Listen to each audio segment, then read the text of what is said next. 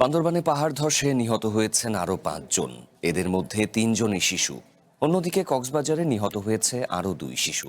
এ নিয়ে চলমান দুর্যোগে ৪ দিনে পাহাড় ধসে কক্সবাজারে ২১ জন সহ ৩ পার্বত্য জেলায় নিহত হয়েছে অন্তত ৩০ জন।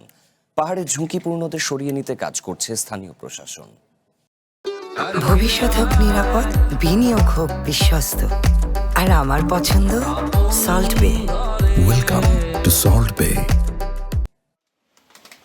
টানা বর্ষণে ভেঙেছে পাহাড়ের বুক, ধসে পড়া মাটির নিচে চাপা পড়ে একের পর এক ঘটছে প্রাণহানি। বৃহস্পতিবার ভোর ৪টার দিকে লামা উপজেলার আজিজনগর ইউনিয়নের মাত্র ১.৫ ঘন্টার ব্যবধানে দুটি স্থানে পাহাড় ধস হয়। প্রথম দফার ধসে মিশনপাড়া এলাকায় মাটির নিচে চাপা পড়ে ঘুমন্ত অবস্থায় মারা যান গৃহকর্তা ইউনুস ও তার স্ত্রী রানু আক্তার সহ তাদের ৫ বছরের ছেলে সোলেমান। এর প্রায় ১.৫ ঘন্টা পর একই ইউনিয়নের পাগলির ঝিরি এলাকায় আবারও পাহাড় ধস হয়। এতে দেয়ালের নিচে চাপা পড়ে প্রাণ হারান জুয়েল ও তার স্ত্রী। একই পরিবারের স্বামী, স্ত্রী এবং সন্তান ৩ জন নিহত এবং অপর পরিবারের স্বামী, স্ত্রী ২ জনে নিহত। আমরা মৃত ব্যক্তিদের প্রকাহত পরিবারের জন্য মর্মাহত।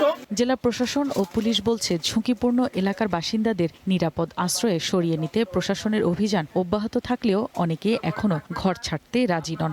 আমাদের আশ্রয় কেন্দ্রগুলিতে এখন ৪,০০০-এর অধিক আশ্রয় প্রার্থীরা আছেন এবং তাদের ত্রাণ সামগ্রী বা অন্যান্য নিরাপত্তা বা অন্যান্য বিষয়ে এখন পর্যন্ত আমরা ওয়াকিবহাল আছি, তাদের কোনো রকম সমস্যা তৈরি হচ্ছে না। এদিকে টানা বর্ষণের ফলে কক্সবাজারের চকরিয়ায় পাহাড় ধসের কবলে পড়ে ২ শিশু। গুরুতর অবস্থায় উদ্ধার করে তাদের হাসপাতালে নেয়ার পথে ২ জনেরই মৃত্যু হয়। আহত অবস্থায় তাদের মা কাজল বেগমকে হাসপাতালে ভর্তি করা হয়েছে।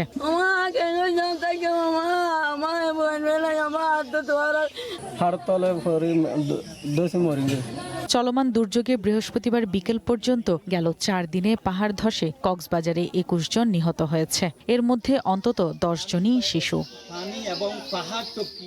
Roshanara Tania, one national desk.